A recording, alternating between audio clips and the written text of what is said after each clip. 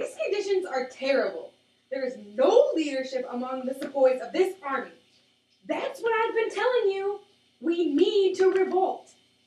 Everyone's morale is low. We're getting tired. We need to do something before the British take away our religious customs.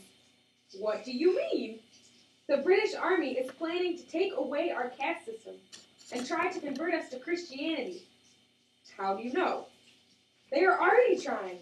They never give us promotions, and the British leadership is terrible. Hey guys, we are changing your gun cartridges today. We're going to start using the fat from pigs and cattle to grease them. It just works better. We refuse! Those animals are sacred to our Hindu tradition, and it will also offend the Muslim sepoys because they will see that as unnecessary waste. Using that grease would go against the things we stand for. Well, that's too bad. We want you to convert to Christianity anyway, so that's a step in the right direction. No! We will not stand for this! We are sick and tired of your unorganized and unjust rule of our land. We are going to rebel! Okay, so you can go back to the old cartridges. It's too late for that! We want justice! Yeah! Okay.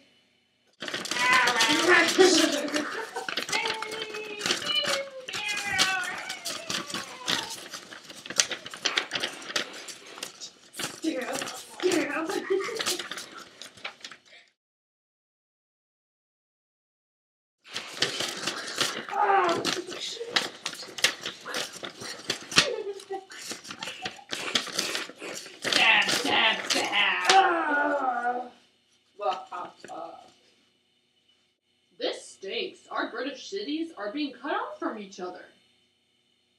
I know. All the cities that are under British rule are being attacked.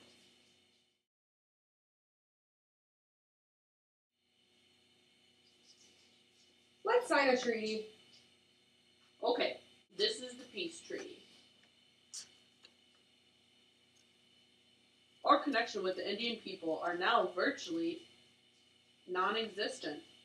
At least our number of casualties wasn't as high as the Indians.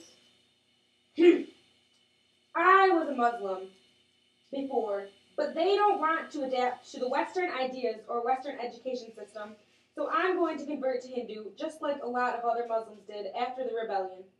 The British blamed the Muslims for the revolt also. The Hindus took a more neutral standpoint, so I'm going to side with them. This seems to be the general consensus.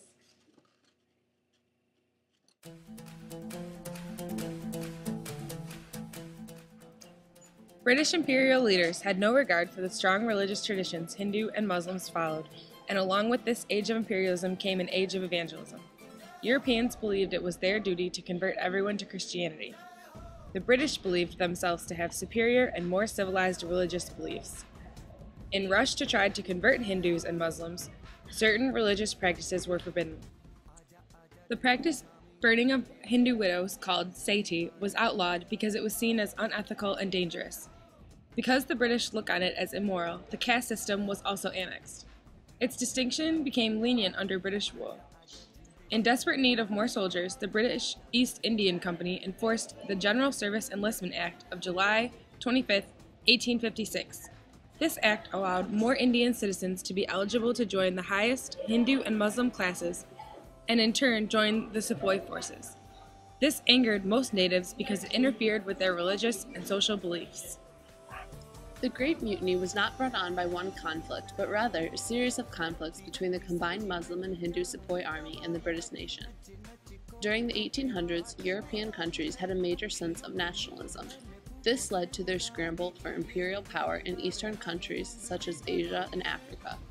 The sepoy army was formed by the British East India Company as a way to ensure its country's grip on India. This sepoy army consisted of high caste Hindus and a Muslim's elite warrior class. The elite army was very strict and disciplined, but very prestigious. Early on, these armies were well trained and victorious. However, the armies lost in the First Anglo-Afghan War, along with rising tension over India and British disputes, were primary causes for the rebellion in 1857. The rebellion began on the 29th of March, 1857, with the shooting of a British officer. This turned into fighting that lasted more than a year. Most of the Sepoy soldiers fought to defend their culture rather than with the British, who forced military ethics upon them. This rebellion created major problems for the British. Areas under their control were cut off from one another. Cities housing large amounts of British citizens went under siege. On the 24th of April, another mutiny took place while British soldiers were on their way to church. This time, Indian and British civilians were among the dead. Word soon spread of another mutiny, and a large-scale revolt took place in Delhi due to the Sepoys' attempt to overrun an artillery base. A number of revolts and small battles continued to be fought over the next year at sites such as Kanpur and Delhi. The final siege took place on July 25th in the city of Arrah, where the Sepoy revolt was put to rest.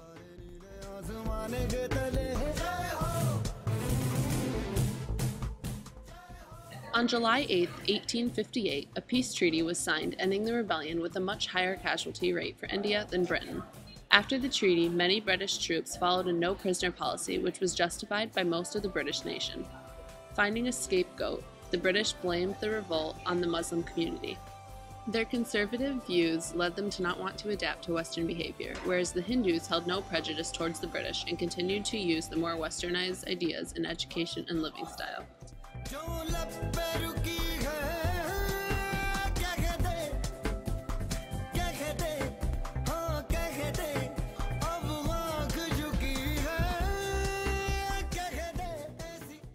I played the Muslim who converted to a Hindu after the war. Muslims and Hindu leaders made up the army, and they were called sepoys. They worked together until the end. The British blamed the Muslims for the rebellion, and the Muslims were not willing to be subject to Western ideas. Thus, many Muslims chose to convert to Hinduism.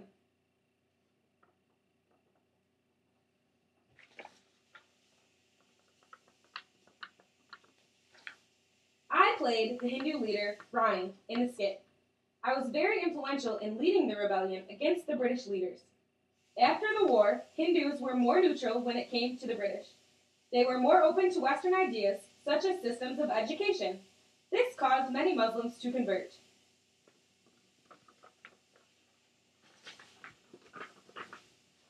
We played the British Army officers in the skit. We were very unorganized and did not provide good leadership. We wanted to convert the Sepoy army to Christianity. We didn't make much of an effort to prevent the rebellion, nor did we try very hard to cover up the rumors about us. We did try to cover up that they were revolting. The real end!